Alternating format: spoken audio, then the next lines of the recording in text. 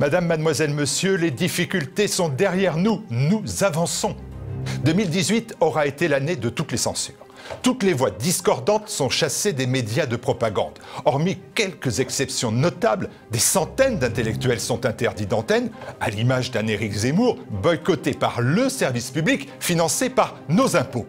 Toutes les oppositions au camp prétendument progressiste vanté par Emmanuel Macron sont malmenées, maltraitées, et tout particulièrement TV Liberté, que l'on a cherché à faire taire. Cédant à des pressions, YouTube a fermé fin juin toutes les chaînes de notre télévision. Le coup porté se voulait mortel. Il a été rude.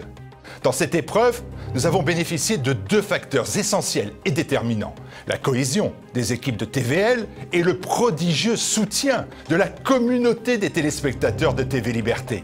Une solidarité, une fraternité qui nous ont permis de déjouer la manœuvre.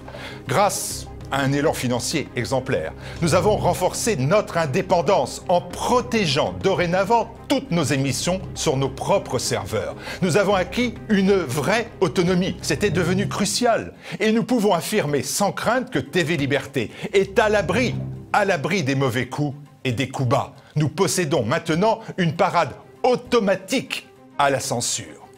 Et c'est parce que nous sommes solides que nous avons repris notre marche en avant pour gagner la bataille de l'audience, mais surtout pour gagner le combat de l'influence. Nous pouvons à nouveau emprunter toutes les routes que constituent les plateformes vidéo, toutes sans exception. Le combat de l'influence, c'est comme un combat de boxe. On prend des coups, certes, mais on peut en donner en retour par la contestation, par la dissidence. Notre volonté n'est pas de battre l'adversaire au poing, mais par chaos, et nous nous en donnons les moyens. Les voici. Première évolution importante, la refonte de notre site internet tvliberté.com. Il ne s'agit pas d'un simple peinturlurage, mais d'une transformation de taille pour une meilleure ergonomie, un meilleur confort de navigation pour les internautes, un ensemble plus moderne et plus esthétique. Là encore, nous avançons et nous franchissons même une étape dans la professionnalisation de la chaîne. Autre nouveauté de fond qui correspond aussi à un grand bond en avant, la création d'un fil d'actualité en continu sur tvliberté.com. En direct, vous allez pouvoir consulter l'actualité du moment, mais aussi les déclarations des personnalités politiques, les agendas culturels, les éphémérides, des images cachées par la presse partisane, des scoops. Ce fil d'actualité, destiné à accompagner nos téléspectateurs tout au long de la journée, intégrera pour une meilleure efficacité toutes les émissions radiophoniques produites par TVL. Une équipe de 2 journalistes s'installe d'ores et déjà pour mettre en place ce nouvel outil qui va vite devenir incontournable pour tous les défenseurs de l'esprit français. Vous le voyez bien, autour du journal télévisé quotidien de TVL, ce pôle information se renforce durablement. Et nous ne nous arrêtons pas là. Petit à petit, nous renforçons notre présence sur les réseaux sociaux. Après Facebook et Twitter, TVL va porter ses efforts sur Instagram et ne s'interdit pas d'ailleurs de faire ses premiers pas sur d'autres réseaux sociaux qui connaissent un fort développement. Les émissions phares de la chaîne vont connaître des modifications ou des nouveautés. C'est déjà le cas d'Immédiat avec autour de Jean-Yves Le Gallou une équipe renforcée et un nouveau présentateur. C'est aussi le cas de Bistro Liberté qui a gagné en dynamisme avec une nouvelle formule qui rencontre le succès. Tout au long de 2019, les surprises se succéderont. Les personnalités qui comptent seront sur TV Liberté. Enfin, et c'est un axe nouveau, après l'aide et le soutien à la réalisation de documentaires, TV Liberté va s'engager dans l'accompagnement des nouveaux talents. Ils apparaissent sur Internet, ils révolutionnent l'art de la communication et suscitent l'intérêt des plus jeunes. On les appelle les youtubeurs. Certains s'opposent avec courage au pouvoir en place, tous combattent le politiquement correct. Nous vous les ferons découvrir grâce à cette bourse aux nouveaux talents. TV Liberté avance, avec la volonté affichée de lutter pied à pied contre le recul de la liberté d'expression. Le terrorisme intellectuel s'abat sur notre pays, mais il n'est pas inéluctable. Les peuples reprennent le pouvoir en Italie, en Hongrie, en Autriche, en Pologne, déjouent les pronostics comme au Brésil. La France peut, elle aussi, se libérer des chaînes qu'on lui impose. TV Liberté veut vous aider à vous libérer des chaînes qui cherchent à vous emprisonner. Aidez les Français à se libérer des chaînes qui cherchent à les emprisonner. Donnez-nous-en les moyens pour qu'en 2019, TV Liberté continue de défendre vos idées. Aidez-nous, maintenant.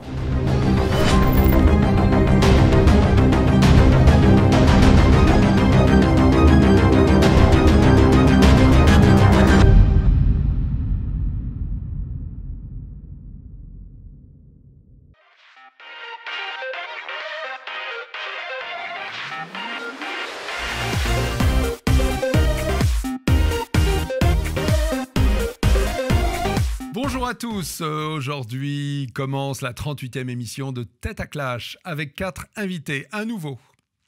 Il s'appelle Jean-Philippe Tanguy et je tiens à préciser qu'il n'est pas de ma famille, nous l'avons vérifié l'un et l'autre, c'est un nom breton, voilà c'est tout ce qui nous rapproche.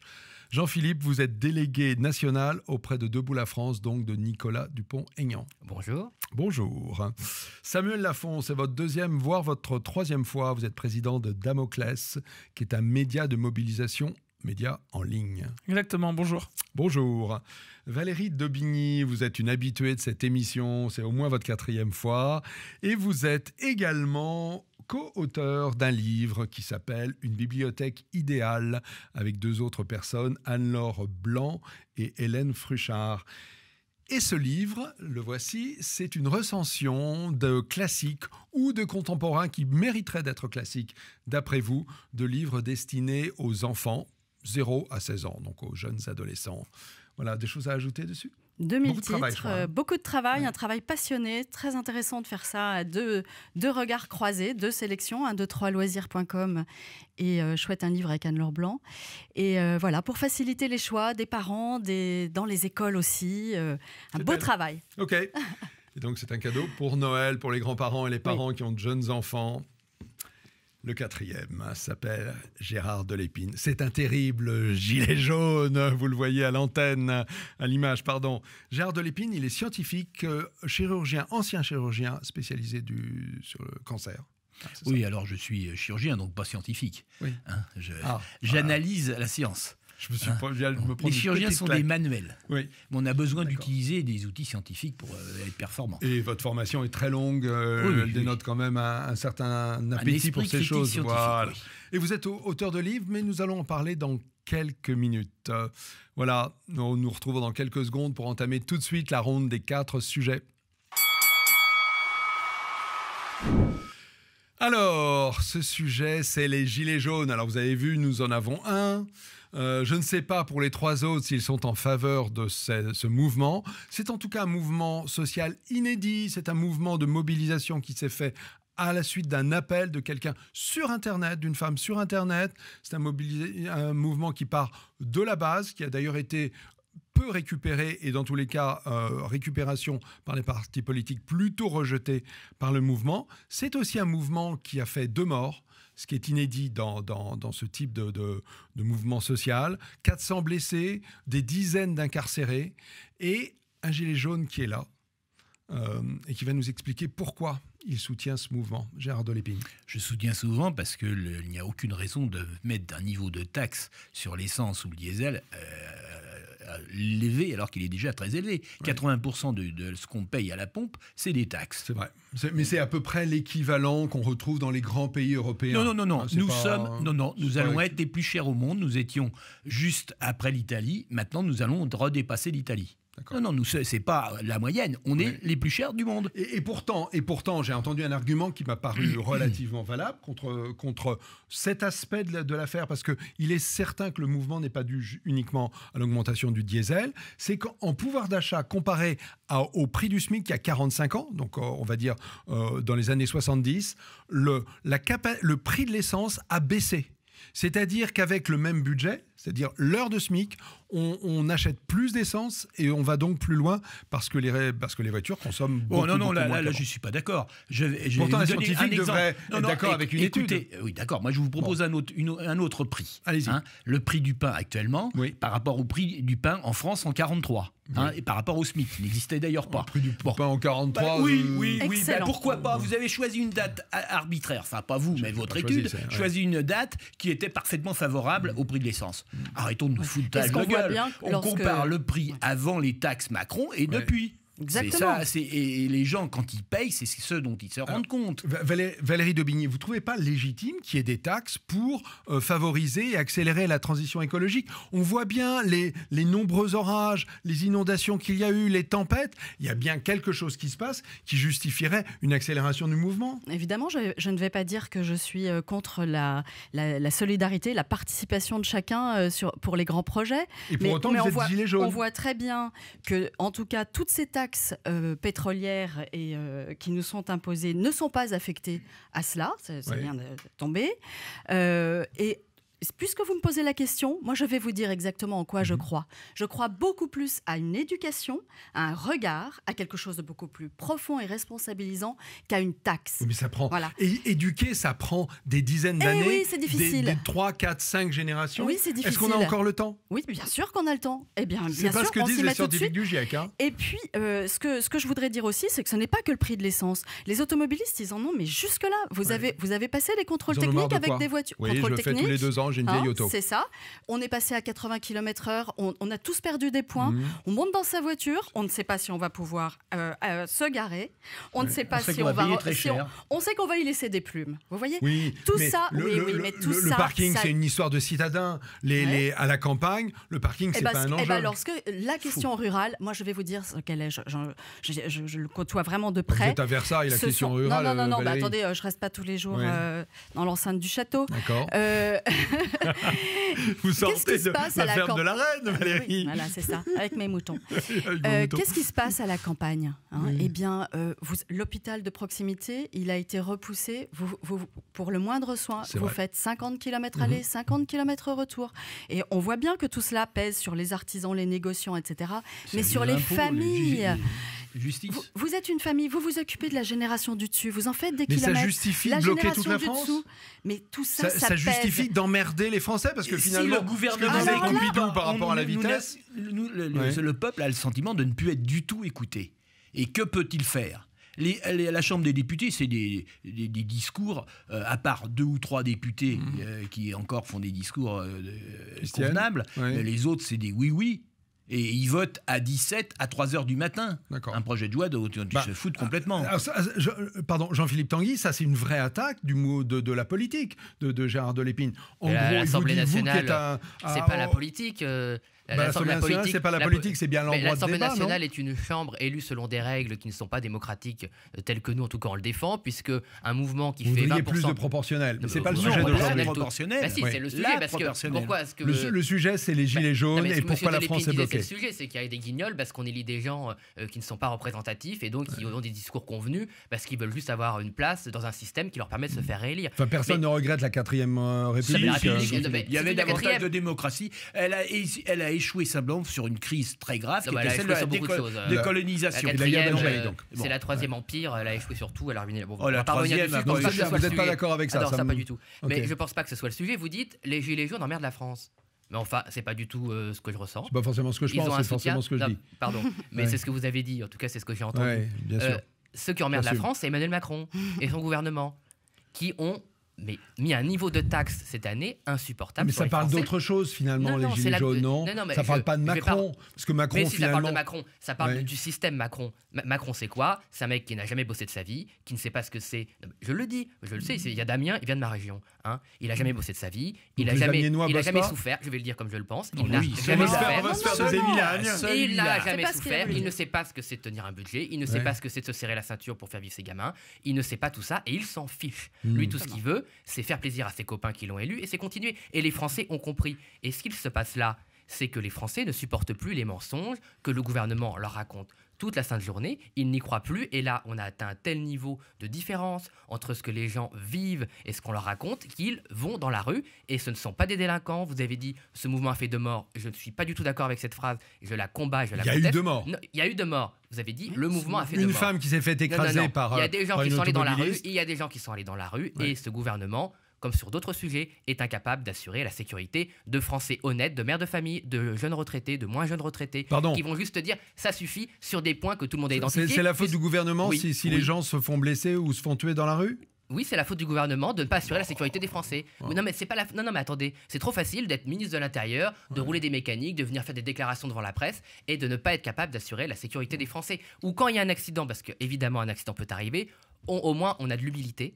on n'aggrave pas la situation, on n'insulte pas les gens qui sont dans la rue, on ne dit pas ils se radicalisent parce qu'il n'y a pas de radicalisation, il n'y a aucune radicalisation. Il y a de la violence, il y a de la violence, il y a des boules de pétanque qui ont été balancées sur les forces de l'ordre. Qu'on fasse des enquêtes. C'est une arme. Oui. C'est une arme mortelle. Qui a lancé les boules de pétanque? C'est pas la petite dame la dame de Savoie. Je pense à sa famille aujourd'hui qui s'est fait renverser par une dame qui a paniqué. C'est inadmissible. C'est pas la petite dame qui envoie une boule de pétanque. Qui a envoyé des boules de pétanque? Je mets ma main coupée que c'est de la racaille qui a profité de l'événement. Je crois franchement que ceux qui sont en prison pour ça ne sont pas de la racaille. On verra les enquêtes, mais moi, tout ce que je sais, c'est que la majorité de ce mouvement, ce sont des gens décents, ce sont des gens honnêtes, qui veulent juste envoyer un message, qui sont méprisés, qui ne sont pas écoutés, qui sont insultés. Et en plus, on met de l'huile sur le feu. Jean-Philippe, je retiens une semaine, le gouvernement a dit ça va être dangereux. Ils ont échauffé les esprits, ils ont fait peur aux Français qui sont restés dans les barrages. Jean-Philippe, on n'est pas dans un meeting ici. Ok, j'entends. Je vous trouve très pessimiste dans votre vision. Samuel, vous partagez cette vision pessimiste, c'est-à-dire sur le fait que le mouvement serait susceptible de se radicaliser. C'est ce que j'entends en filigrane de ce que vous dites. C'est le gouvernement qui dit qu'il se radicalise alors que le mouvement est populaire et sympathique. Ouais. Ok, Samuel. À mon avis, le mouvement de Gilets jaunes est un mouvement sans précédent, est une chance pour la France. Une chance. Oui, okay. Une véritable chance. Parce qu'on voit que des Français qui sont hors parti politique se sont mobilisés très rapidement. Oui. Et je pense que ça doit faire réfléchir pas mal de théoriciens qui nous expliquent année après année que s'il doit y avoir un changement en France, il va falloir attendre très longtemps, que ça va prendre des dizaines d'années, qu'il faut travailler longtemps le pays d'une certaine manière. Vous sentez que c'est pré-révolutionnaire? C'est quelque chose comme ça? Je ne sais pas si c'est pré-révolutionnaire, mais en tout cas... Vous le voyez comme un bon indice d'un intérêt des Français pour la politique, finalement. Exactement, et d'un certain civisme des Français. Et je pense qu'une des forces du mouvement, contrairement à ce que veulent prétendre de grands médias, entre guillemets, c'est que c'est un mouvement qui joue sur la subsidiarité. Oui. Organisation locale, sans avoir de tête nationale, d'une véritable autonomie locale. Oui. Une force également, c'est que ce mouvement n'a pas annoncé à l'avance les limites de ses actions possibles. Et j'entends par là, quand bien même il s'inscrit dans la légalité, que quand des Gilets jaunes ont bloqué, par exemple à Châlons, en Vendée, à une vingtaine, un centre des impôts, ils n'avaient pas annoncé 10 jours auparavant. Bonjour, nous allons bloquer le centre des impôts. Et c'est ça une véritable force. Et si je peux faire un parallèle, puisqu'on parle de combat politique, d'une sorte de la négociation politique, c'est un combat. Je vous vois venir. Eh bien, l'idée, c'est que quand on fait un combat, on n'annonce pas nos coups 3 rounds à l'avance. Oui. Et si on peut faire une comparaison avec un autre mouvement social qu'a fait par les 8 dernières années, la Manif pour tous en 2013, je pense que, pourtant j'en ai fait partie, j'ai manifesté systématiquement. Vous avez été trop gentil. Je pense que la Manif pour tous dans son ensemble a été trop gentil parce qu'elle annonçait systématiquement les limites de son action. C'est simple, quand vous annoncez vos limites, l'adversaire c'est exactement ce que vous allez faire. Il n'a plus qu'à circonscrire et à attendre que vous ayez perdu et essayer de négocier avec vous. Ok Samuel, Valérie, vous étiez vous aussi impliqué dans la Manif pour tous. Il y a quand même des règles en démocratie. Oui. Quand on manifeste, on doit déposer une demande d'autorisation. C'est à la préfecture que ça se passe. Elle vous est autorisée ou refusée en fonction des lieux. On déclare une manifestation lorsque l'on manifeste. Ensuite, effectivement, il peut y avoir une deuxième discussion. Oui. Moi, je partage entièrement votre point de vue sur la Manif pour tous. Et je pense que ce mouvement des Gilets jaunes en a bien tiré les leçons. Et tant mieux. Et ce que l'on sent là, c'est d'abord un aspect cavalerie légère, vous voyez, dans le combat. Et ça c'est excellent. Ça, c'est très déroutant. Et ça pose un problème au gouvernement parce qu'on sait, finalement, il n'y a pas d'interlocuteur. Exactement. Il n'y a pas quelqu'un qui est... Gérard, vous n'êtes pas le porte-parole des Gilets jaunes, on est d'accord.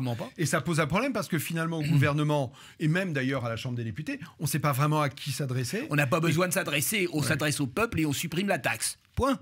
D'accord. Exactement. Oui, mais est-ce que ça veut dire qu'à chaque manifestation, il faut faire ce que dit Non, c'est pas chaque manifestation. Vous allez faire plaisir à la CGT. 75%. Non, tout dépend. Nous sommes en démocratie. Oui. La démocratie veut qu'on respecte l'opinion de la majorité lorsqu'elle est forte. Mais qui Or là, il y a 75% des gens qui sont contre cette taxe. Il n'y a pas de votation. Tout le monde le sait. Arrêtons. Ouais. Le gouvernement le sait très bien. À quoi servent les renseignements généraux qui ont été rebaptisés, mais ils sont toujours aussi efficaces. Ouais. Et moi, je dénonce le discours de M. Castaner, je vous rejoins tout à fait, qui se pose en homme qui oppose les forces en France. Ce n'est absolument pas cela que l'on attend de lui. Et s'il y a un problème à envisager, et là je vous suis un petit peu Franck, dans le déroulement futur de ces manifestations, effectivement, il faut vraiment que nous arrivions à éviter la violence, mais je pense qu'elle est tout à fait attisée par ce gouvernement qui sent que c'est seulement comme ça qu'il pourra avoir une influence. Mais parce qu'il n'entend pas, il ne sait pas comment y répondre. C'est drôle parce que j'ai entendu, alors peut-être que je suis le seul, moi j'ai entendu un discours qui me semblait assez équilibré d'un certain nombre de membres de gouvernement qui disait il ne s'agit pas, Castaner entre autres, mais le Premier ministre également qui a dit l'autre jour, je crois que c'était sur France 2, il a dit droit à manifester, ça fait partie de la démocratie. Il reconnaît encore la Constitution, c'est bien. Droit à laisser la circulation de ceux qui veulent bouger. Qui a eu à dire. Quand on n'aura pas d'essence, on aura le droit de circuler encore avec sa voiture. Le vrai problème, c'est le mépris, je pense, d'une partie des élites, et c'est ce qui va faire que le mouvement. Ce sera le dernier mot, on va s'arrêter. D'ailleurs, nous allons lancer une campagne avec Damoclès en soutien à ce mouvement des Gilets jaunes, parce que concrètement, quand vous lisez ce qu'écrit Bernard-Henri Lévy, que vous lisez ce qu'écrit Benjamin Griveaux, ou que vous voyez les dessins de Xavier Gorce, qui est le dessinateur du Monde, qui explique que les Gilets jaunes sont des abrutis. Ou des bofs. Eh bien ça, les Français le vivent au plus profond d'eux-mêmes. Ça c'est le mépris des villes, des intellectuels pour les Manuel Deschamps, on va dire. Qui n'ont pas les problèmes financiers que ces gens-là. Mais pour les citoyens, c'est pas les Manuels, c'est des citoyens. C'est pas des Manuels, c'est pas la France des ruraux, c'est 90% de la France. C'est la France normale. C'est la France qui permet d'ailleurs à ces gens de pas travailler et de leur faire la leçon. Donc c'est insupportable. C'est démagogique que de dire que les journalistes ne travaillent pas. C'est démagogique que de dire que Bernard-Henri Lévy ne travaille pas. Bernard-Henri ne travaille pas. C'est un héritier, c'est un parasite. C'est un bon à rien. Il a fait un film avec 2000 entrées. S'il vivait pas de subventions publiques et de copinage, il vivrait dans la rue et c'est sa place. Ok. Allez, on va se quitter là-dessus puisqu'on a déjà débordé d'1 minute. Merci pour ce débat, ça crépite ici aujourd'hui. Hein. Les gilets jaunes attisent les passions et nous nous retrouvons dans quelques secondes. À tout de suite.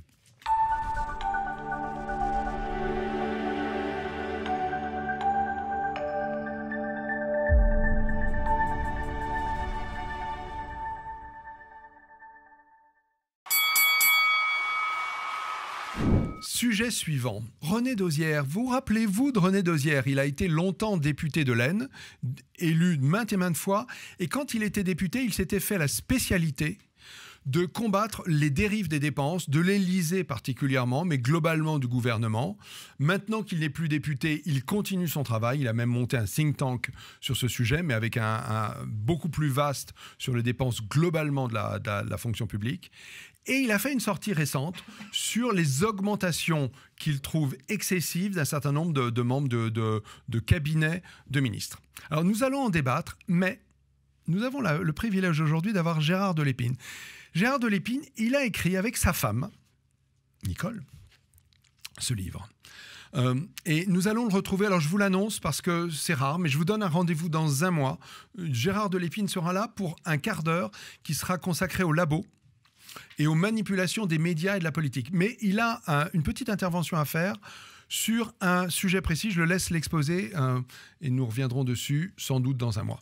Gérard. Oui, alors je rappelle simplement que le 16 novembre, Madame Agnès Buzyn vient de créer un essai, enfin 2 départements qui sont censés être des expériences où on invitera les garçons à se faire vacciner par le garde d'asile. Ok. Et le garde d'asile étant connu pour... Alors, je suis absolument atterré. Oui. Le garde d'asile a été initialement proposé, soi-disant, pour diminuer le risque de cancer de l'utérus. Je rappelle que le livre dont nous parlerons montre qu'en réalité, il double le risque de cancer de l'utérus. C'est un sujet que nous approfondirons ensemble. Et alors, on l'a proposé parce que le laboratoire s'est dit, attention, l'ennui... 50% de la population, c'est pas assez. N'a pas d'utérus. Donc, c'est quand même dramatique. Donc, il faut absolument qu'on le vende aussi aux garçons. Alors, ils ont brutalement découvert le cancer de l'anus qui est parfois associé à des papillomavirus. Et donc, il a essayé de le vendre. Mais n'était intéressé que les gens qui pratiquent le sexe anal passif. Ce qui fait que c'était en gros 5 à 10% de la population. Bon, donc ça ne suffisait pas. Alors ils ont sorti après les cancers ORL. Brutalement, c'est devenu un problème de santé publique majeur dans tout le monde. On a vu des papiers fleurir partout qui étaient associés au papillomavirus. Et puis comme ça ne suffisait pas, on a même mis une grande vedette américaine qui a déclaré publiquement que son cancer ORL était dû à un papillomavirus parce qu'il faisait le cunnilingus à ses partenaires. D'accord. Bon, et tout ça pour vendre. Et là, on nous dit... il faut faire une expérimentation. Mais cette expérimentation, elle a été faite. Elle a été faite en Australie et en Angleterre. Donc alors, en Australie... Pour ne pas faire le sujet entier aujourd'hui, Gérard, ce que vous dites, c'est qu'il y a pour vous un scandale, totalement, qui est une manipulation d'un laboratoire pour faire dépenser de l'argent, parce qu'au final, ça sera remboursé, et pour faire quelque chose qui, en réalité, va contre la santé de tout un chacun. Oui, oui, et surtout augmente le risque de cancer. Ouais. Okay. C'est quand même invraisemblable que le ministre de la Santé puisse dire on va faire ça pour diminuer le risque de cancer, alors que les chiffres officiels des registres du cancer montrent le contraire. Et également pour les garçons, et je dis faites attention messieurs, ne croyez pas vous protéger en faisant du garde-asile, parce que vous allez augmenter votre risque de faire un cancer. D'accord, très bien. Alors, nous reviendrons là-dessus, hein. Donc rendez-vous dans un mois sur ce sujet et sur d'autres pour voir l'action des laboratoires et comment la combattre. Il y aura bien sûr 4 invités autour de ce sujet et de nombreux sujets politiques et économiques comme d'habitude. Merci Gérard. Revenons-en à René Dosière. Notre bon député René Dosière, est-ce que vous êtes intéressé à ce sujet? Parce que René Dosière, c'est donc sa spécialité, c'est la dénonciation des dépenses publiques excessives. Est-ce qu'il vous semble normal que des membres de cabinet, hein, donc on parle en particulier de Benjamin Griveaux et de Marlène Schiappa, voilà, son prénom m'échappait à l'instant, dont certaines augmentations iraient jusqu'à 40%. Il se comporte comme les patrons des grandes entreprises, comme Ghosn, puisqu'on en parle en ce moment. C'est exactement le même schéma intellectuel. Et d'ailleurs, ils sont du même monde, en point de vue intellectuel. Donc vous pensez que ces augmentations sont illégitimes? Totalement illégitimes. Oui. En ce moment, on demande aux Français de se serrer la ceinture. On leur force à serrer la ceinture en leur collant des taxes à qui veut mieux. Et puis on a des gens qui sont près du pouvoir, qui souvent touchent de l'argent non déclaré ou non imposable, selon les cas. Très souvent, on sait que les largement réprimé, et fait l'objet de déclarations de patrimoine préalable à l'entrée au gouvernement. Non, les conseillers sont pas aussi surveillés qu'on ne pense. Il y a plein de livres qui montrent que l'argent secret passe... Mais en l'espèce, il ne s'agit pas d'argent secret. Non, mais ils ont l'argent secret et en plus, ils se font augmenter parce que c'est toujours plus. Alors, moi, quand j'élève mes enfants, je leur donne l'exemple. Hein, on éduque la population par l'exemple. Et actuellement, le pouvoir donne un exemple absolument déplorable à nos générations. Alors, je vous explique là, je vais me faire l'avocat du diable ici, puisque je sens une hostilité monter. En fait, ce qui est expliqué, c'est que ces personnes sont sous contrat. C'est-à-dire qu'elles ne sont pas dans le statut de la fonction publique. Et n'étant pas dans le statut de la fonction publique, elles sont hors grille de la fonction publique. Et alors ? Autrement dit, elles viennent du privé. Et alors ? Ça peut être intéressant d'avoir des talents qui viennent travailler pour quelque temps. Dans les conditions de tout un chacun. Déjà, les talents, vu les résultats du gouvernement, moi, je ne suis pas sûr que les Français en aient pour leur argent. Et d'ailleurs, la comparaison avec Carlos Ghosn, elle a ses limites. Nous, on a toujours condamné les rémunérations excessives du CAC 40. Mais là, c'est de l'argent public. Monsieur Ghosn, c'est de l'argent privé. Là, c'est de l'argent public. Ce sont les contribuables qui paient ces gens, personne d'autre. Ce ne sont pas des voitures vendues ou des performances économiques. Bon, donc, les contribuables, déjà, ont le droit de savoir. Donc, déjà, on est obligé de découvrir ce genre d'émoluments par des enquêtes de personnes tierces. Si René Dosière l'a découvert, c'est que ce sont des chiffres qui sont disponibles dans n'importe quel rapport. Je m'intéresse beaucoup aux ils sont publiés. Les rémunérations des membres de cabinet sont des rémunérations officielles. C'est comme ça que René Dosière a pu les dénicher. Déjà, il les a dénichés. Et d'ailleurs, après, les cabinets ont dit non, mais c'est pas les vrais chiffres. Donc ça veut dire qu'ils n'ont même pas donné les bons chiffres au début. Mais surtout, ça veut dire que le Parlement, et la majorité dont on parlait, ne fait pas son travail, puisque le premier rôle du Parlement, dans une démocratie représentative, c'est d'analyser le budget et de demander des comptes au gouvernement. Donc on passe notre temps à découvrir des primes, des salaires indécents, des trucs qui ne vont pas. On pourrait parler du cabinet du Premier ministre. Mais vous trouvez que c'est indécent de payer? Je crois que le revenu moyen des membres de cabinet, sachant que depuis Macron, le nombre de membres de cabinet a été fortement réduit. Benjamin Griveaux, porte-parole du gouvernement, c'est 5 membres de cabinet. Oui, mais là, il y a un tour. Justement, il y a un tour de passe-passe de ce côté-là. Et d'ailleurs, Benjamin Griveaux a contesté les chiffres de M. Dosière. Il n'a pas contesté l'augmentation. Il a parlé de 27%. Enfin, 27% dans le privé. L'augmentation moyenne l'année dernière, c'est 2,4. Ouais. Vous annoncez ça à des profs qui se battent tous les jours en banlieue pour essayer de transmettre quelque chose, à des infirmières. Moi, j'ai discuté cette semaine avec les infirmières qui sont en colère aussi. Une infirmière qui fait les nuits en psychiatrie. Ils sont de moins en moins nombreux dans son service. Elles ne peuvent pas prendre les jours qu'elles pourraient légitimement prendre parce qu'on leur fait faire encore plus de travail. 5 jours parfois consécutifs de garde, vous imaginez ce que c'est. Venir des gens... Eh bien, quand ils apprennent ça, les gens, mais ils se disent, mais ils sont venus là pourquoi? Marlène Schiappa, surtout, venu là, pourquoi? C'est typiquement un ministère, enfin un secrétariat d'État idéologique. Ouais. Ils se disent, ils sont dans la place, ils se gavent, donc ils sont venus pour la gamelle, donc nous sommes trompés. D'autant plus que Macron avait fait de grandes déclarations. Donc ça, il ne faut pas s'étonner ensuite que la cocotte minute monte un petit peu. Samuel Lafont, je souligne, je crois, un paradoxe. Il est souvent reproché aux fonctionnaires d'être hors sol et finalement d'avoir toute leur vie dans la fonction publique et de ne pas bien connaître le privé. Là, des salariés qui étaient dans le privé viennent passer quelques mois, quelques années dans un gouvernement et conseiller un ministre. Est-ce que ça ne pourrait pas être, au contraire, vu comme un enrichissement ? Et là, je ne parle pas en termes d'euros, un enrichissement de la culture en faisant venir des gens qui viennent d'ailleurs. Et donc, ça légitimerait le fait de les payer ce qu'ils étaient payés avant. Non. À mon avis, le problème principal, c'est que on est dans une société qui met l'argent, qui fait l'argent roi, en fait. Dans laquelle l'argent est le summum, et beaucoup de gens vivent simplement pour l'argent dans leur vie. Et ça, on pourrait faire un long débat là-dessus. Ouais. Mais...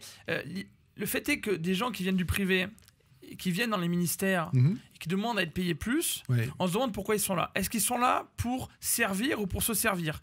Ça a été d'ailleurs montré à propos d'une partie des députés En Marche. Ils savent qu'ils viennent et que ça va durer quelque temps, le temps de travailler avec le ministre. Donc ils ont le privilège d'être au service des Français. Il faut pas en plus qu'ils demandent un salaire supérieur. Il n'y a pas de raison qu'ils prennent le salaire qui est le salaire de la commun, de la fonction publique. Ça, bien entendu. Pendant quelques mois, ça leur fera, eux aussi, ça leur apprendra beaucoup de choses. Ça a été montré à propos d'une partie des députés d'Emmanuel Macron, de la République En Marche. On expliquait qu'en fait, certains voyaient leur poste comme une étape dans leur carrière. Et en fait, ils étaient là, ils voyaient la fonction de représentant du peuple comme simplement une partie de leur carrière dans le privé. Et ça change quand même pas mal de choses dans la manière dont on voit nos représentants. Si on voit que nos députés sont quelques centaines... Oui, mais on ne peut pas être contre le cumul des mandats, Samuel, je vous coupe, mais on ne peut pas être contre le cumul des mandats et reprocher aux gens de vouloir venir passer 1, 2, 3 mandats et repartir ensuite dans leur métier d'origine. Parce que je pense au contraire, c'est une bonne chose, qu'ils adaptent leur rémunération à celle du public. Mais d'ailleurs, certains se sont plaints en tant que députés et ils avaient consenti à une très forte baisse de leur revenu. Je pense que le plus choquant pour les Français, c'est d'une part le fait que les gens s'augmentent alors que les résultats sont déplorables. Et qu'en fait la France va plus mal après François Hollande et avec Macron que ce qu'elle allait auparavant. Elle va plus mal, donc en fait des gens sont plus payés alors que le résultat est moins bon, et qu'en même temps, ça a été rappelé tout à l'heure, on leur demande de se serrer la ceinture, qu'on les matraque d'impôts, et en fait c'est ça que voient les Français. Ils disent mais ces gens-là sont hors sol, ils s'augmentent tranquillement, qu'est-ce qu'ils font véritablement pour nous? Pas grand-chose. En plus ils se moquent de nous. On parlait de Benjamin Griveaux qui explique que les Français qui fument des cigarettes de mémoire et qui roulent au diesel, ce n'est pas la France qu'on veut, et qu'en gros il faudrait les transformer, qui sont bêtes, qui sont bofs. À bout d'un moment, c'est normal que les Français en aient assez d'être traités comme des idiots. D'accord. D'être injuriés. C'est surtout que c'est un énième mensonge d'Emmanuel Macron. On avait une campagne présidentielle il y a seulement 18 mois.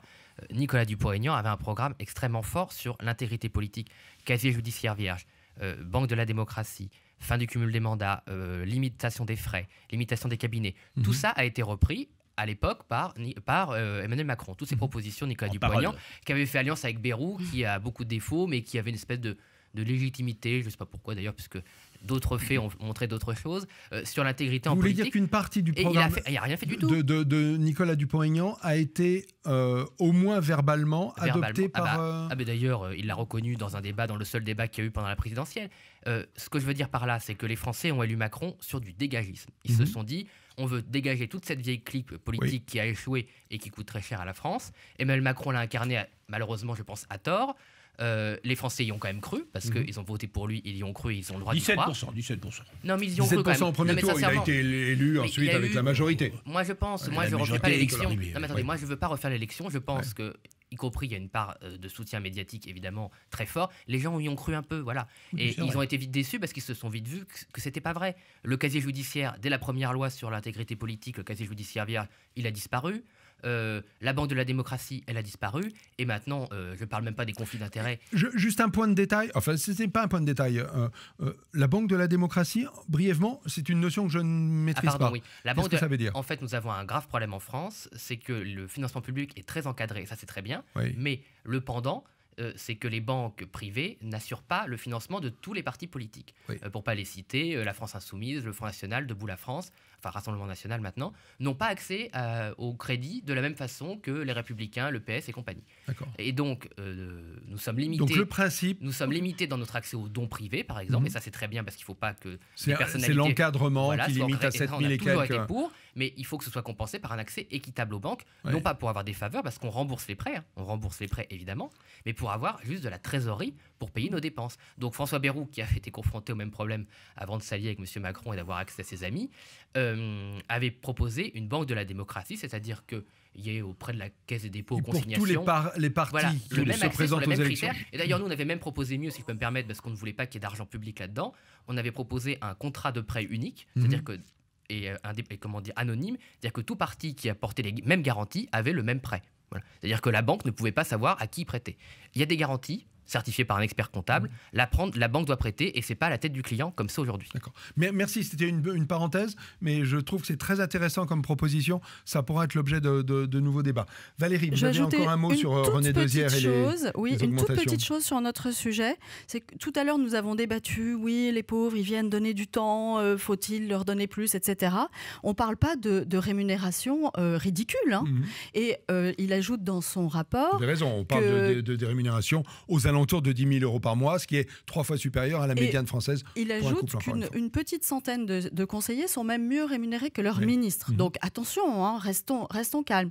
J'ai vu aussi un autre chiffre qui donne à réfléchir. Le secrétariat d'État aux armées, lui, a vu ses charges baisser de presque 20%. Donc c'est possible. D'accord. Ok, merci. Écoutez, alors merci pour cet apport.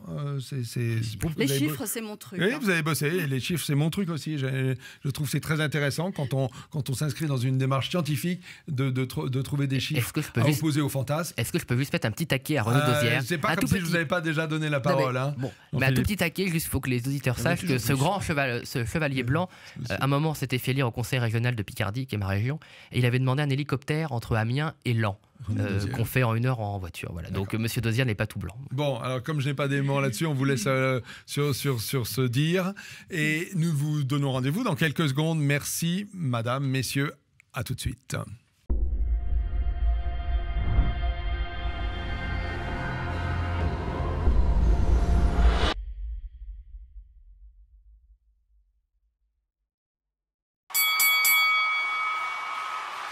Retour dans Tête à Clash numéro 38. Le sujet suivant, c'est l'armée européenne. Alors, Emmanuel Macron, très récemment, était au Bundestag, où il a mis en avant, longuement développé, le sujet de la défense européenne. C'est un sujet qui quand même fait débat. Hein. Il y a eu Trump qui s'est vraiment laissé aller à des tweets vengeurs. Et justifiés.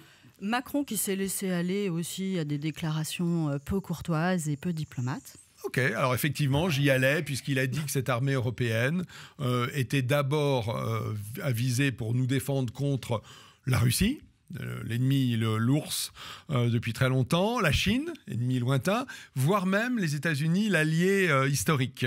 J'ai été profondément choqué qu'il puisse dire ça au moment du 11 novembre. Je veux dire, c'est absolument incroyable. Les Américains sont venus nous sauver la mise. Il a dit qu'il l'avait pas dit. Hein. Non, enfin, beaucoup de gens l'ont entendu. C'est quand même un peu curieux. C'est quand même curieux. Ça a été repris partout. Et déclarer l'ennemi, l'Amérique et la Russie, je trouve que c'est un peu gros. Ouais. Pourtant, au moment des célébrations, on ne peut pas nier que à la fin de la Seconde Guerre mondiale, les visées de Staline, c'était d'aller le plus loin possible dans l'Europe pour la rendre communiste. Nous étions à l'anniversaire de la Première Guerre mondiale. Oui. La Première Guerre mondiale, très clairement, la Russie était du côté de la France et l'Amérique a sauvé la mise. Oui. Bon, alors, je trouve que inviter les Turcs dans la tribune, à côté de Macron, les Turcs étaient notre ennemi lors de la Première Guerre mondiale, déclaré, officiel, c'est un peu gros. Et mettre derrière nos alliés, moi je ne supporte pas. C'était vraiment. Gérard, on ne fait la paix qu'avec ses ennemis. Non, ce n'est pas la paix. On ne fêtait pas la paix. C'était l'anniversaire du centenaire de la victoire des alliés contre les empires. Alors, faut savoir pourquoi nos grands-pères sont morts. Mais pour autant, le sujet de l'armée européenne, est-ce que l'Europe, je vais le dire autrement, une grande monnaie, le dollar, est forcément et toujours portée par une armée, c'est-à-dire la capacité à faire respecter son économie. L'Europe, grande nation, enfin grand ensemble économique, j'ai vu Jean-Philippe me faire des gros yeux. Grand ensemble économique, d'ailleurs le premier ensemble économique au monde, est porteur d'une monnaie qui est pour l'instant une monnaie faible. Et une manière de défendre cette monnaie faible, ce serait d'avoir une armée européenne. À l'heure où on voit bien que les États-Unis se replient sur le continent, est-ce qu'il n'est pas légitime qu'il y ait une armée européenne qui commence à naître ? C'est une vision de marchand que vous nous proposez là. L'Europe, si on a une armée, mais si, c'est des marchands. Faites traiter de marchand, moi. Mais oui, vous raisonnez comme un marchand. Une armée incarne une nation. Oui. Alors la nation européenne n'existe pas. Avouons-le. Mais est-ce que c'est pas nécessaire ? On ne peut pas avoir une armée si on n'a pas une nation. Non mais attendez, il y a surtout. Parce que j'ai vu que Nicolas Dupont-Aignan était vraiment vent debout contre l'armée européenne. Mais attendez, une armée, c'est pas des incarnés, ce sont des soldats. Ce sont des soldats qui donnent leur vie, qui exposent leur vie avec leur famille. Absolument. Personne ne va mourir pour une monnaie. Enfin, là, le fait que l'impérialisme américain soit soutenu à la fois économiquement, militairement, vous avez raison. Mais même les soldats américains se battent pas pour le dollar. Ils se battent pour leur nation, même si on n'est pas d'accord avec la politique américaine. Ce que je veux dire par là, et je pense que le général de Villiers d'ailleurs a été très clair cette semaine, et il va dans le sens enfin il va pas dans le sens parce qu'il soutient pas Nicolas Dupont-Aignan, mais il se trouve qu'ils sont d'accord sur ce sujet. Une armée européenne est absurde. Parce qu'une armée européenne, ce sont des hommes sur un territoire, sur un champ de combat. Donc il faut une unité de commandement. Et on ne va pas commencer à parler en 28 langues dans une armée. Et en plus... Il ne s'agit pas de ça. C'est vrai que dit comme ça, ça a l'air d'être Babel.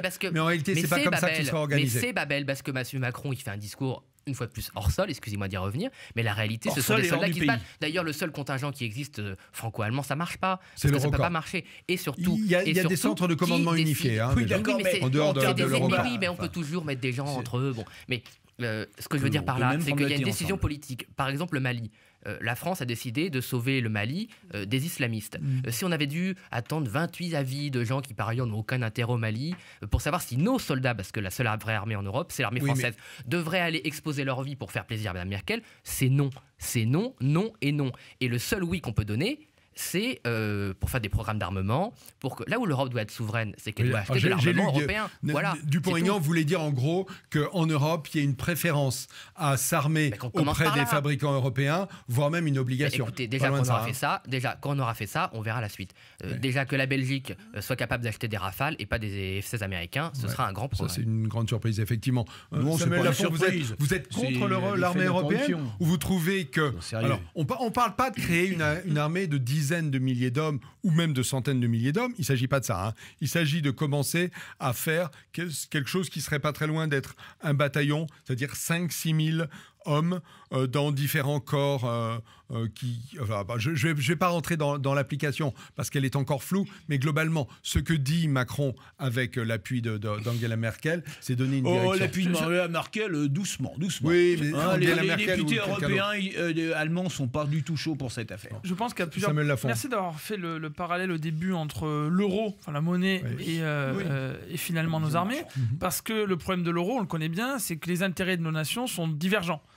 Et là, les intérêts militaires de nos nations peuvent être aussi divergents. D'ailleurs, il faudra voir où est-ce qu'on met les limites de l'Europe au début, et puis ensuite, pour cette armée européenne. Oui. On a dit à l'instant que l'armée française était, je ne sais pas si c'est la seule véritable armée européenne, mais en tout cas, c'est l'armée la plus forte sur le continent. Concrètement, quand vous parlez dans les interventions internationales, il y a les Américains, les Anglais... et les Français. Sauf que les Anglais s'en vont. Sauf que les Anglais s'en vont. Les Anglais s'en vont. Alors, quel intérêt, il ne restera plus qu'une seule armée en Europe. Quel intérêt pour la France, qui a une armée d'élite, d'une certaine manière, de se fondre dans dans un ensemble. Je crois qu'on n'en est pas là. Assez mal défini. Je peux attirer votre attention sur un aspect, c'est qu'on dit qu'une des forces de l'Allemagne, c'est finalement... On a obligé l'Allemagne à ne pas avoir d'armée, et donc elle a des dépenses d'armement qui sont extrêmement faibles.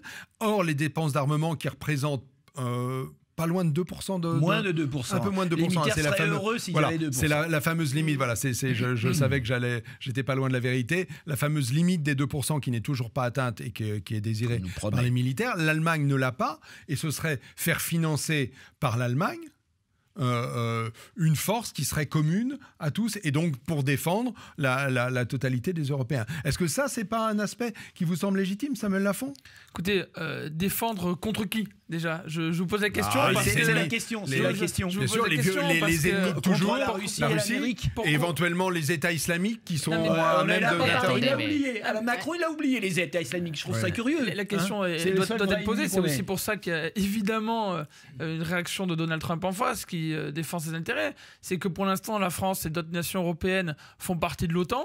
Et donc, que d'une certaine manière, on est lié aux États-Unis. Alors, on peut avoir... Ça vous plaît, ce lien aux États-Unis ? Sûrement n'aspirez pas à être autonome ? Attendez, mais qui c'est qui nous a remis dans l'OTAN militaire ? Est-ce que la solution, c'est de passer d'un grand ensemble à un autre grand ensemble européen dans lequel on n'est pas certain d'avoir des intérêts qui soient toujours convergents ? Il ne s'agit pas d'arrêter l'armée française. Des intérêts divergents. Il s'agit de créer une structure, en tout cas le début d'une structure commune à un certain nombre de pays européens. Serait-elle décisionnelle ? Est-ce qu'elle décidera à la place de la France ? Est-ce qu'on aura dans cette question armée, du commandement, est-ce qu'on aura dans cette armée quelque chose qui, comme l'Union européenne aujourd'hui, décide à la place des Français ? Est-ce qu'on aura une armée, entre guillemets, une structure européenne qui déciderait à la place de l'état-major français ? Ça, ce sont de vraies questions. C'est la question de l'abandon d'une partie de la souveraineté. Mais c'est bien pour ça que c'est le problème. Si vous n'avez plus d'armée, c'est fini. Je veux dire, il n'y a pas une partie de souveraineté. L'armée, vous la contrôlez ou vous la contrôlez pas. On n'a déjà pas de monnaie qui était un instrument majeur de la souveraineté. On a abandonné les monnaies. On a l'euro. Non, c'est pas une monnaie dont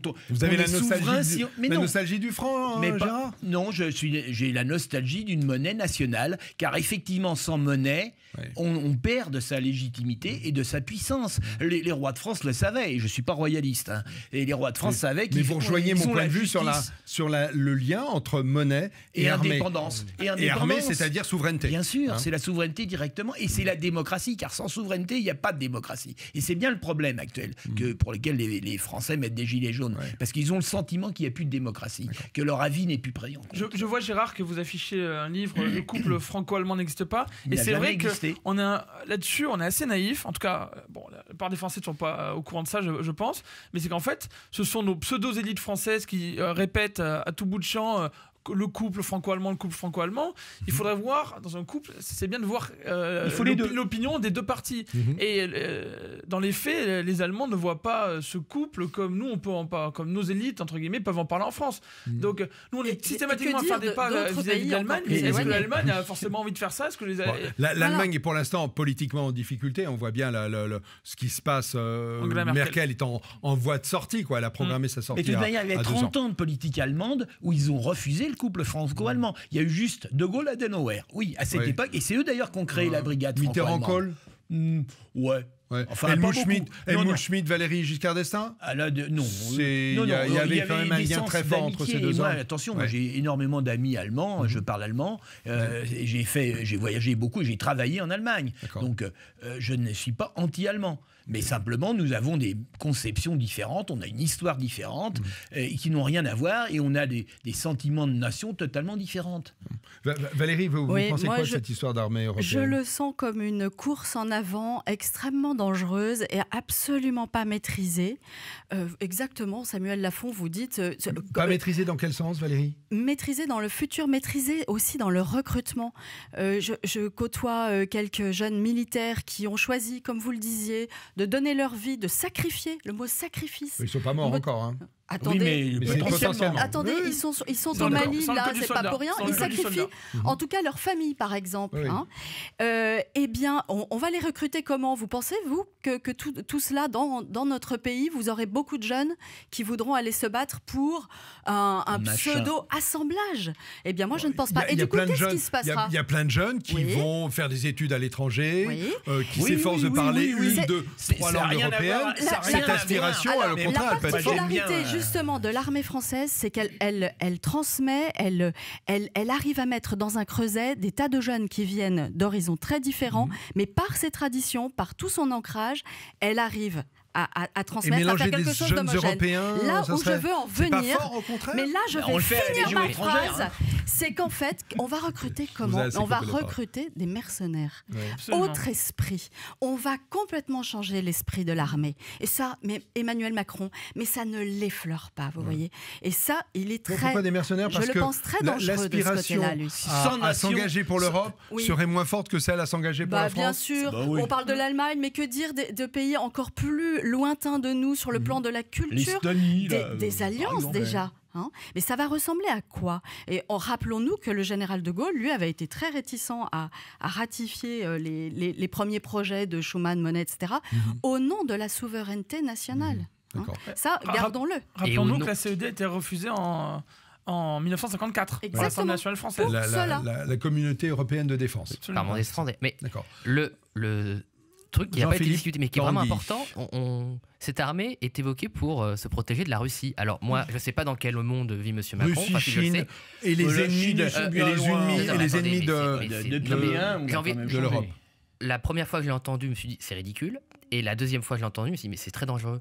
C'est-à-dire, j'ai aussi appris mais les missiles, ils sont tournés vers où les missiles russes. Mais c'est ridicule. La Russie, le budget militaire de la Russie, c'est même pas 10% du budget militaire américain. Donc ça suffit. Soyons sérieux. Le problème en personne Europe, ne fait la compétition avec les États-Unis. C'est l'impérialisme américain qui veut aller toujours plus loin, qui provoque toujours plus, qui ne supporte pas que la Russie veuille juste être un pays indépendant. Nous, à Debout la France, on n'est pas du tout pro-russe. On est pour les indépendances nationales. On respecte la Russie pour ce qu'elle est, on respecte les États-Unis pour ce qu'ils sont, et on respecte chaque État européen pour ce qu'il est. Moi, me dire, je dois préparer une guerre avec la Russie, mais c'est délirant. Et le vrai problème... Mais que vous ne souhaitez pas l'Europe en paix ? Mais l'Europe, elle est en paix, c'est n'importe quoi. Il est dans un monde parallèle, il fantasme des choses pour des intérêts, pour le coup, économiques, qui ne sont pas l'intérêt des Français. Et il s'est passé quelque chose de très grave. Vous avez dit, on doit faire la paix avec nos ennemis, c'est vrai, mais est-ce que nos ennemis... On ne fait la paix qu'avec ses ennemis, par définition. C'est un truisme de ma part. Attendez, je finis. Exactement, parce que est-ce que nos ennemis font la paix avec nous ? Non. Est-ce que M. Erdogan fait la paix avec la France ? Moi, je ne suis pas sûr. Quand je vois M. Erdogan qui a pris parade à Paris... On n'est pas en paix, on n'est pas en guerre contre la Turquie, on a été en paix contre l'Allemagne. On a été en guerre contre l'Allemagne. On n'est pas en guerre contre la Turquie, on n'a rien fait à la Turquie. Mais est-ce que M. Erdogan n'a pas une politique au moins duplice, pour le moins duplice, avec la Syrie, avec les groupes terroristes ? Avec les groupes terroristes de la Syrie. Est-ce que quand il dit, j'ai dit oui, avec les groupes en Syrie, avec les groupes terroristes, vous avez raison. Quand il dit oui, moi je retiens des migrants, mais je ne pourrais pas les retenir et dedans vous pourriez avoir des terroristes, qu'est-ce que c'est ? Est-ce que c'est le comportement d'un État allié ? Ça justifie pas si la Turquie est une menace, qu'une armée soit là pour s'y opposer. Sauf que M. Macron a dit, la soi-disant armée européenne d'anti-rêve devra protéger l'Europe jusqu'à la Turquie. Et il a prononcé jusqu'à la Turquie. Valérie, ça va être le mot de la fin. Oui, j'ajouterais bien quelque chose pour conclure sur ce par quoi vous avez commencé tout à l'heure, cette absence de diplomatie, d'intelligence des relations qu'a montré Emmanuel Macron recevant tous ces chefs d'État pour le 11 novembre, et commençant par cette déclaration belliqueuse, un peu stupide, mais moi je me dis justement dans un tel contexte où il faudrait user d'encore plus de diplomatie, mais non, ne confions pas ça à des gens qui travaillent avec de si lourds sabots. J'aimerais juste ajouter un petit mot. Le Macron-bashing continue. Je pense que... Allez-y Samuel, c'est vraiment la fin, on a débordé. La priorité d'Emmanuel Macron aujourd'hui, c'est d'augmenter nos militaires pour qu'ils soient mieux payés, parce qu'ils vivent souvent dans de sales conditions, sont plutôt mal payés par rapport... On parlait des Anglais, par exemple. C'est aussi de faire la chasse aux islamistes qui sont dans nos armées. Il y en a certains qui sont déjà dans nos armées et certains qui essaient d'y entrer. Il suffit d'aller voir dans les CIRFA, donc les centres de recrutement pour les armées, des islamistes qui essaient d'entrer dans les armées. Et puis aussi de voir ce qu'il a fait, ce qui est en train de se passer par rapport à la solidarité interministérielle pour le paiement des OPEX et des OPINT. En fait, des opérations extérieures et opérations intérieures. Auparavant, l'ensemble des ministères permettait de financer le surplus, le coût qui avait dépassé les prévisions. Et maintenant, ça risque de ne plus être le cas. Quand on a nos véhicules qui tombent en panne, c'est insupportable. Chacun fait la conclusion. C'est fini pour cette fois-ci. Nous avons déjà débordé d'1 minute. Je vais finir par me faire engueuler à cause de vous. C'est pas bien, ça. Hein, c'est chouette, ça. Voilà. Gérard de Lépine, c'est le traître. Il se réjouit de la fessée que je vais avoir. C'est pas bien. Allez, on se retrouve dans quelques minutes pour le sujet suivant. Pour une société de partage, je crois. Oui, mais pas d'affaissé. Pour les autres. À tout de suite.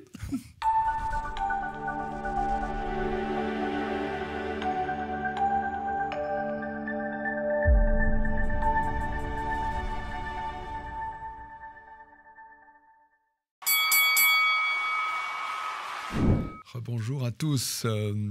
Sujet suivant. Alors je l'ai appelé, je sais que le terme n'est pas très bien choisi, l'épuration historique. Je vous explique pourquoi.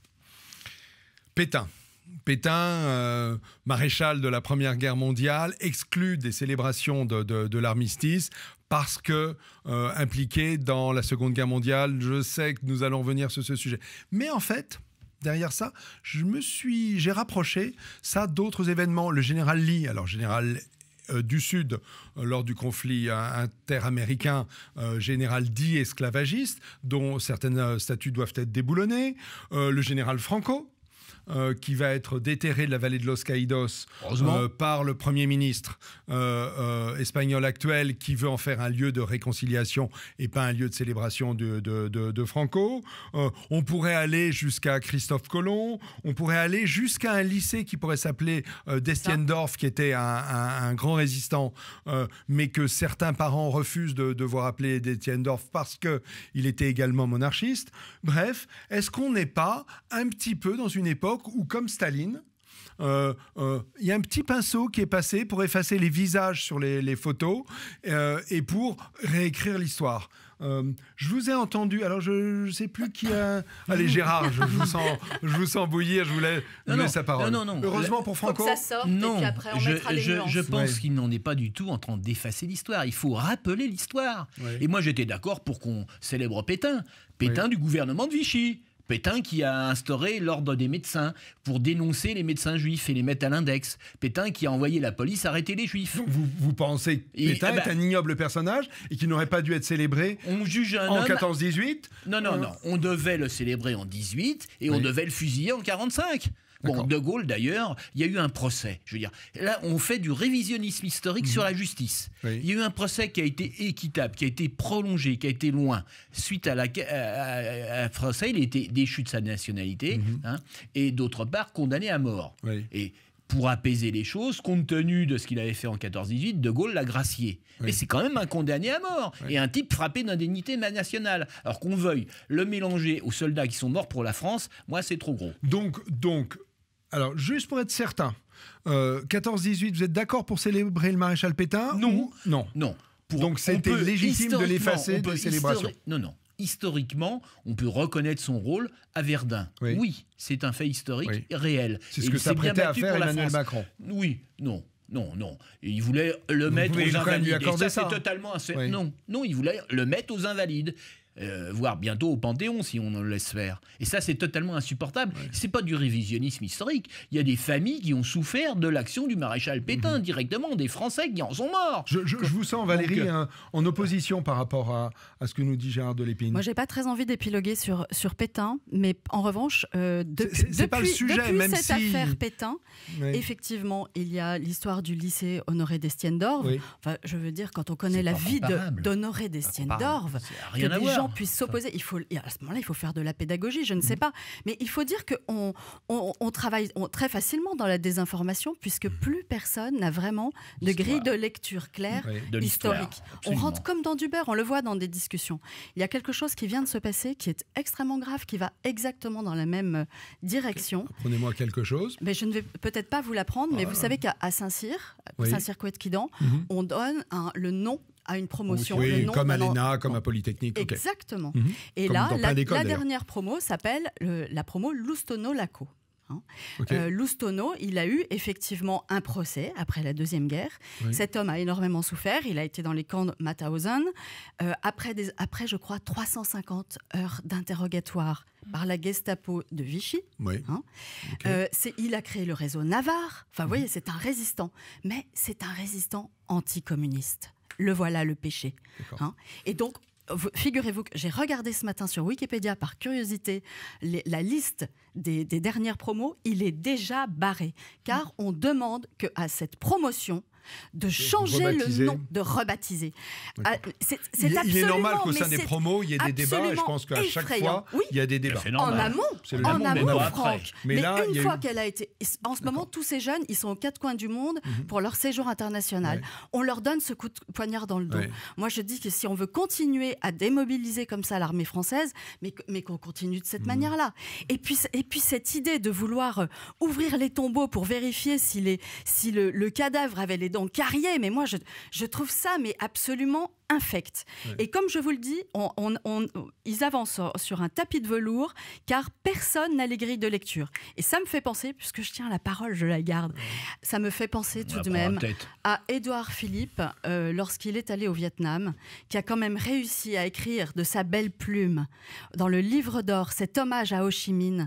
Mais Édouard Philippe n'a jamais rien lu, jamais rien vu sur cette guerre, de tous ces prisonniers que l'on voit dans le film de Schoendorfer, Dien Bien Phu qui redescend. Donc on a affaire à des décérébrés. Moi, ça me non. hérisse, si vous voulez. Je pense des gens qui nient la nation française et qui nient l'armée. Qui ne l'aiment pas, qui n'ont pas cette culture. Est-ce que finalement, leur but, c'est de supprimer la nation. Est-ce que pour la paix des peuples et la bonne digestion de l'histoire, il ne faudrait pas laisser Lee sur sa statue. Bien sûr. Il ne faudrait pas laisser Franco à Los Caídos et laisser le maréchal Pétain célébré en tant que grand maréchal de la Première Guerre mondiale et homme condamné à mort, puis gracié pendant la seconde. Qu'est-ce que vous en pensez? Parce que finalement, on a affaire là à de jeunes hommes. Hein. Vous avez la trentaine à peine, et Samuel sans doute pas, et vous, Jean-Philippe, vous venez de l'avoir.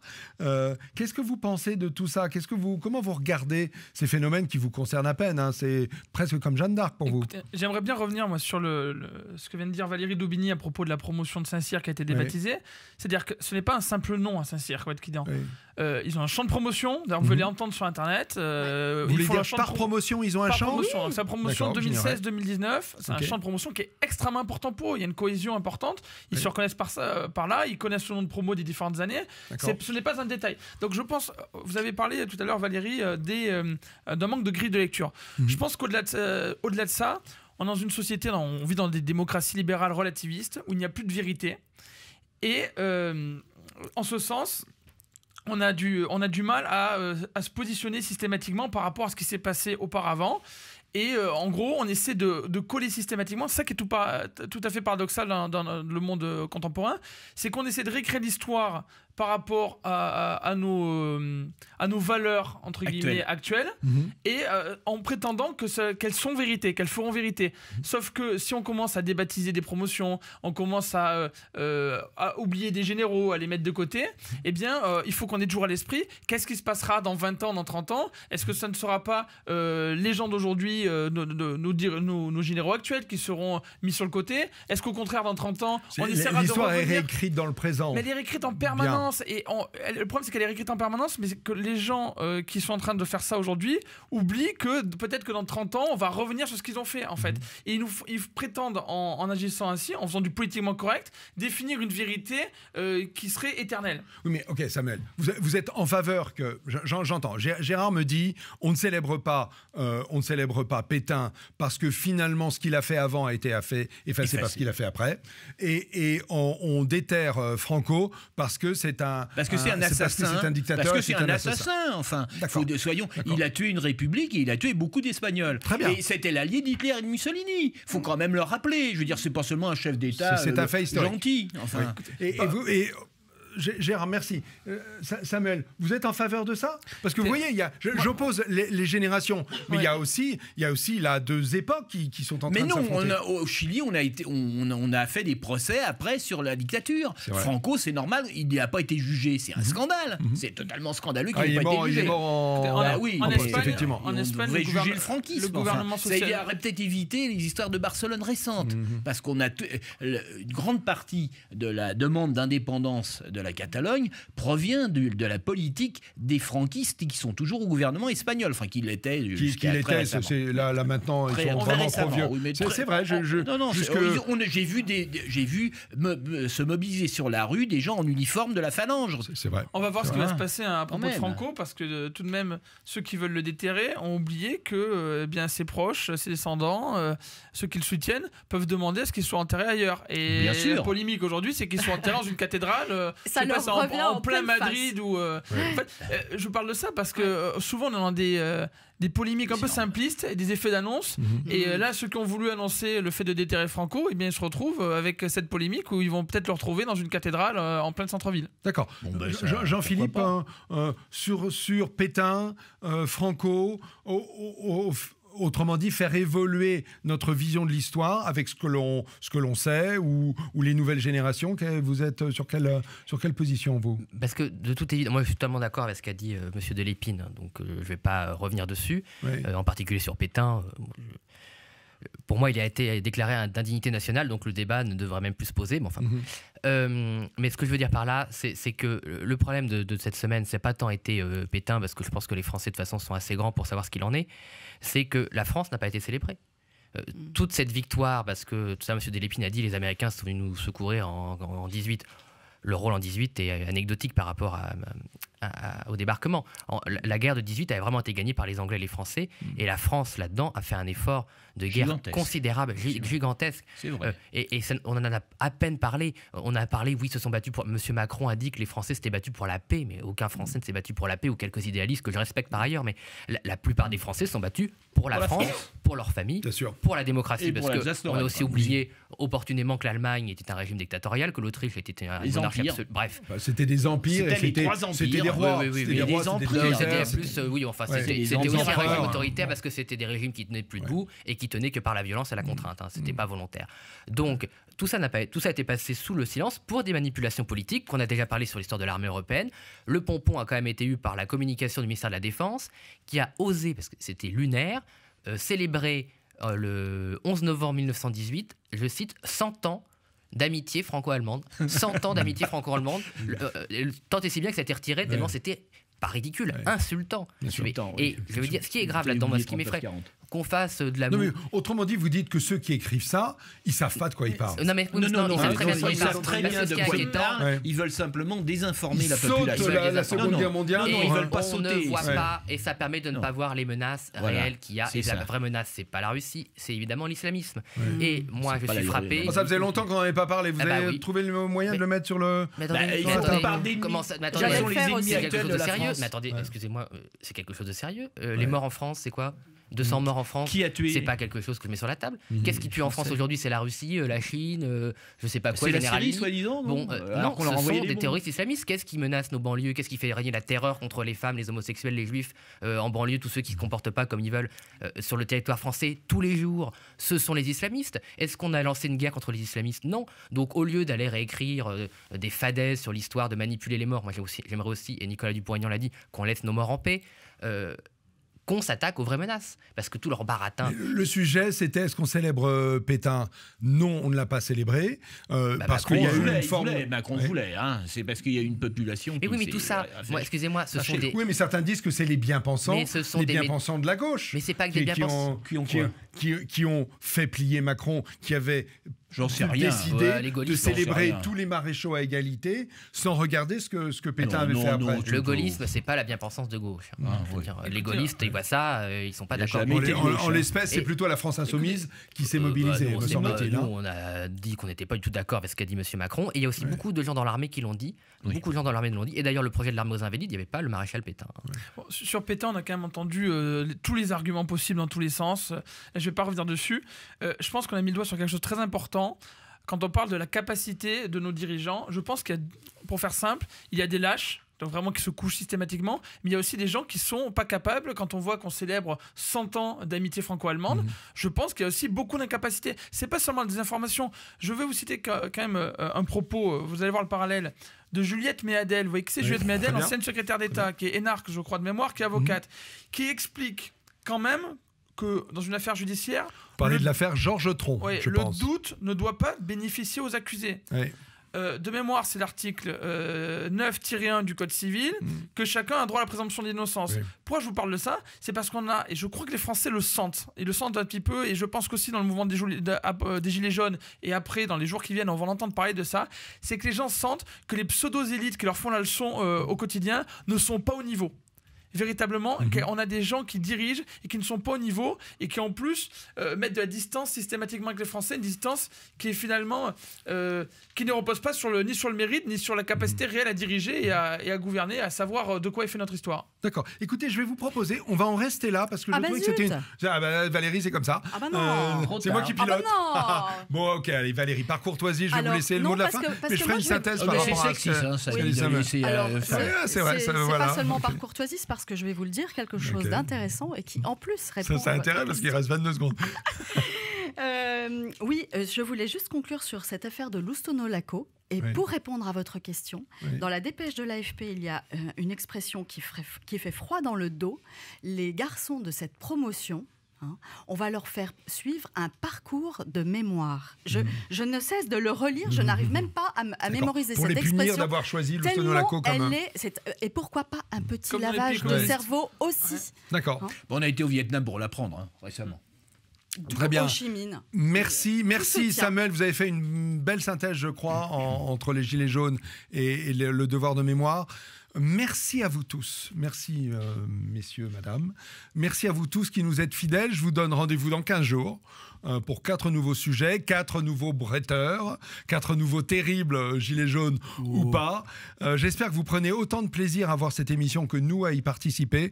Et donc, rendez-vous très très vite. À bientôt.